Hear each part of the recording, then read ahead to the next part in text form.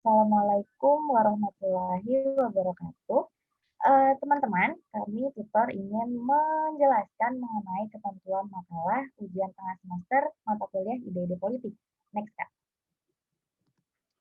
Untuk makalah UTS, itu teman-teman silahkan melihat judul atau topik yang sudah kami berikan di My Class dan itu silahkan dicocokkan dengan nomor presensinya teman-teman masing-masing. Kalau misalnya teman-teman pengen membahas mengenai kelompok atau organisasi lain di luar list tersebut, silahkan untuk memastikan bahwa teman-teman satu kelasnya teman-teman itu tidak membahas kelompok sosial atau organisasi yang sama kayak gitu. Jadi boleh saja, sangat boleh untuk memilih atau membahas mengenai topik di luar yang sudah kami berikan.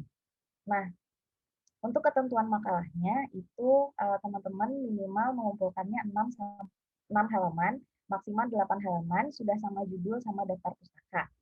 Nah, kemudian silakan teman-teman menyertakan gambar minimal 3.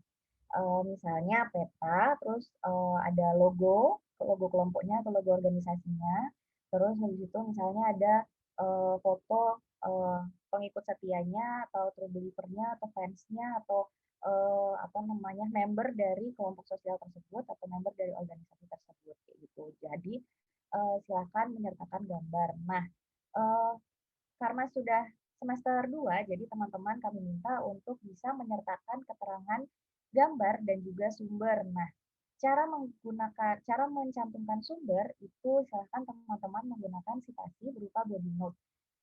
Di Microsoft Word itu sudah ada fasilitas gitu ya, berupa body note, berupa citation. Nah, itu silahkan digunakan dan diisi apa namanya sebaik mungkin karena ini menjadi salah satu ilmu yang sangat berguna sampai nanti teman-teman skripsi kayak gitu. Jadi pastikan bahwa cara teman-teman mensitasi dan menyertakan keterangan gambar itu sudah baik seperti itu. Nah, kemudian jangan lupa juga untuk menyertakan nomor halaman. Ingat, kalau halaman judul tidak usah diberi nomor halaman. Jadi apa yang halaman satunya itu di lembar kedua setelah halaman judul gitu.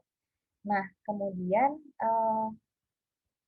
fontnya silahkan menggunakan Times New Roman, size-nya 12 dan line spacing-nya 2 ya teman-teman.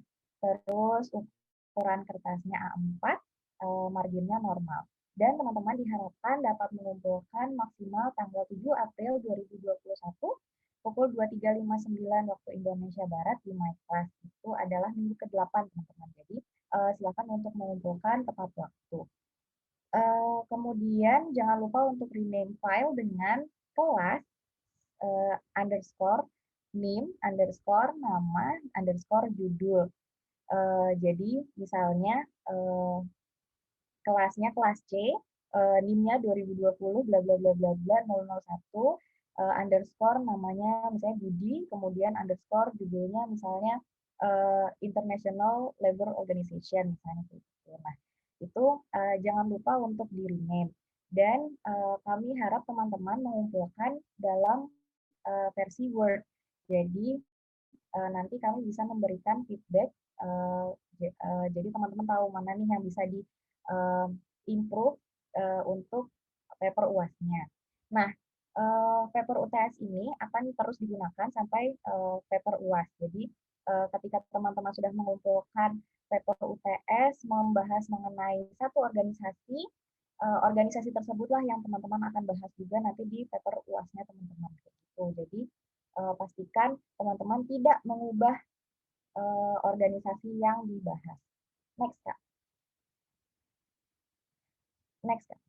Kemudian, sistematika penulisannya di halaman pertama adalah cover, isinya judul, terus logo organisasi, kemudian peta lokasi, terus nanti ada namanya teman-teman, ada NIM-nya teman-teman, ada kelasnya teman-teman, dan di bawahnya jangan lupa sertakan dosen, terus ada jurusannya teman-teman, fakultas, universitas, dan tahun. Nah, kemudian di halaman kedua ada bab 1, Terus di halaman selanjutnya setelah teman-teman membahas konteks sosial politik, teman-teman membahas mengenai kepemimpinan di bab 2. Kemudian bab 3 ada sistem nilai, bab 4 kegiatan rutin, bab 5 pengikut setia, bab 6 ekspresi budaya, dan bab 7 spektrum ideologi. Dan kemudian jangan lupa untuk menyertakan daftar pustaka. Kami harapkan teman-teman bisa mencari dari buku minimal 1, jurnal minimal 3, dan artikel di internet minimal 2. Jadi pastikan bahwa teman-teman mendapatkan sumber itu sumber yang berkualitas kayak gitu. Nah, kalau bingung bukunya buku apa ya? Silakan mensitasi atau mereferensi dari bukunya Pak Sidik Jatmika yang sudah kami share juga di My Class.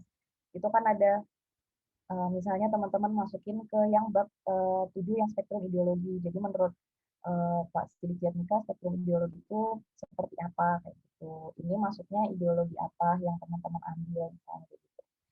Nah, next Kak, kita akan membahas mengenai bab pertama ya halaman judul atau sampul ya.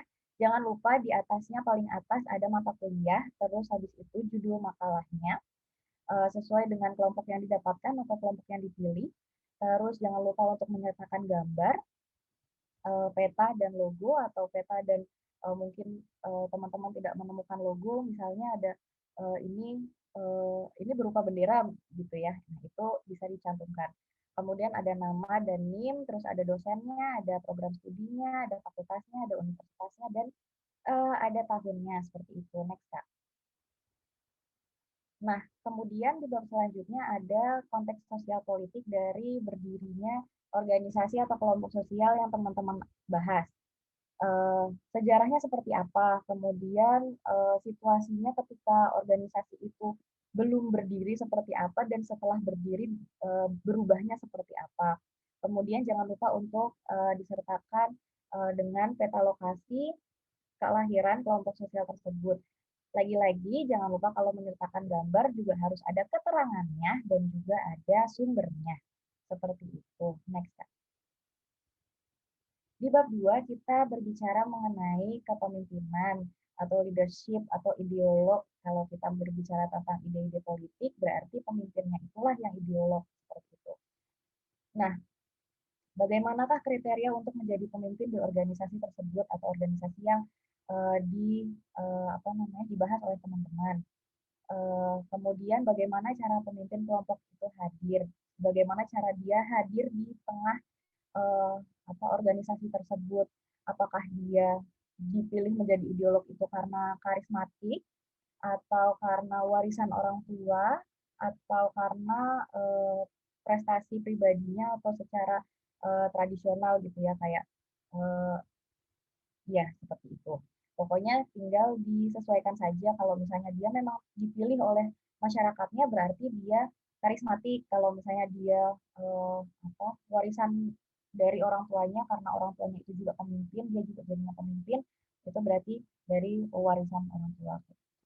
Nah, kemudian jangan lupa disertakan juga bagaimana cara pemimpin tersebut mengendalikan anggota kelompoknya. Di sini teman-teman bisa berbicara mengenai bagaimana sih dia menyebarkan ideologinya atau ide-idenya ke anggota-anggota organisasinya yang lain seperti itu. Next, Kak. Nah, kemudian di sini di bab ini kami harap teman-teman bisa membahas mengenai ideologi yang disebarkan atau uh, dipercaya oleh kelompok atau organisasi yang teman-teman bahas. Jadi apa aja sih yang dianggap baik atau benar uh, menurut kelompok sosial tersebut, terus apa aja yang dianggap buruk atau salah atau jelek menurut kelompok sosial tersebut, dan teman-teman bisa ceritakan kayak apa sih yang ideologi yang ada di dalam kelompok ini itu pengen capai kayak gitu, apa yang pengen dicapai oleh si ideolog tersebut seperti itu. Nah, ini teman-teman harus memandang dari sisi anggota kelompoknya atau anggota organisasinya. Jadi jangan sifatnya ngejudge gitu. Mereka punya ideologi ini tidak sesuai dengan norma yang ada di negaranya misalnya gitu. Tidak, kita melihatnya dari kacamata ideolognya, kita melihatnya dari kacamata orang dalam dari organisasi tersebut. Next.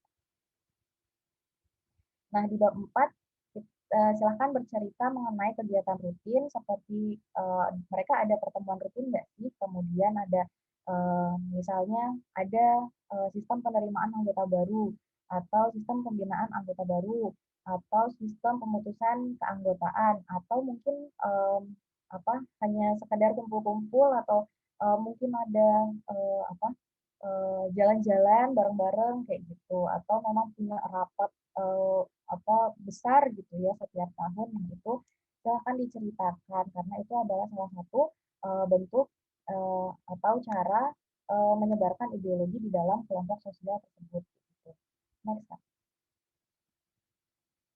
Kemudian di bab 5 silahkan teman-teman menceritakan tentang pengikut setia atau mungkin anggota atau pengurus fans dari uh, kelompok sosial atau organisasi yang teman-teman bahas. Nah, teman-teman bisa membahas siapa saja sih yang menjadi anggota atau pengikut dari kelompok sosial tersebut atau bagaimana tingkat pendidikannya, berapa umurnya, perempuan atau laki-laki, latar belakang agamanya seperti apa, latar belakang ekonominya seperti apa, dan bagaimana mereka bisa menjadi pengikut setia seperti itu. Nah, materi ini juga bisa teman-teman baca di uh, bukunya Pak Sidik Jatnika seperti itu. Next. Di bab 6, silakan teman-teman membahas mengenai simbol kebudayaan kelompok sosial atau organisasi yang teman-teman bahas. Karena ini juga salah satu manifestasi atau bentuk dari penyebaran ideologi yang terjadi di kelompok atau organisasi yang teman-teman bahas. Nah, apa sih namanya gitu kan? Apakah ada seragam atau ada simbol atau ada kode atau warna khusus yang mereka pakai? Ada panggilan tidak yang mereka antar sesama gunakan gitu, antar sesama member itu gunakan. Kemudian ada perubahan nggak dari misalnya dulu mereka warnanya hijau, kemudian sekarang warnanya merah misalnya gitu. Nah, itu silahkan teman-teman ceritakan di bab 6. Kemudian di bab 7, next Kak. Di bab 7 silahkan teman-teman menceritakan mengenai spektrum ideologi dari uh, apa kelompok sosial atau organisasi yang teman-teman bahas. Jadi kan di PPT yang yang sudah kami share di minggu ke-6 ada spektrum ideologi kontemporer. Di situ ada alat-alat untuk melihat atau menganalisis uh, sebuah kelompok sosial atau organisasi tersebut masuk ke spektrum ideologi yang mana, apakah kanan, apakah tengah, apakah kiri. Nah, itu silahkan digunakan untuk membaca atau menganalisis organisasi yang teman-teman bahas itu masuk spektrum yang mana. Nah, alat tersebut menjadi alasan kenapa organisasi dapat masuk ke sebuah spektrum seperti itu. Next, Kak. Kemudian jangan lupa di bab terakhir ada daftar pustaka. Silahkan dilihat contohnya sesuai urutan yang urutan abjad huruf pertama kayak gitu. Nah, ini sudah menjadi contoh yang benar dan silahkan untuk dilihat dan dipahami dan diterapkan di daftar pustakanya teman-teman. Begitu. Teman-teman jangan lupa untuk mengumpulkan di MyClass tepat waktu. Kemudian teman-teman juga bisa menghubungi tutor untuk berkonsultasi mengenai paper UTS-nya teman-teman. Jadi silakan kalau mau tanya menghubungi kami, mau lewat grup juga boleh, mau lewat personal chat juga boleh. Sekian, terima kasih atas perhatiannya. Wassalamualaikum warahmatullahi wabarakatuh.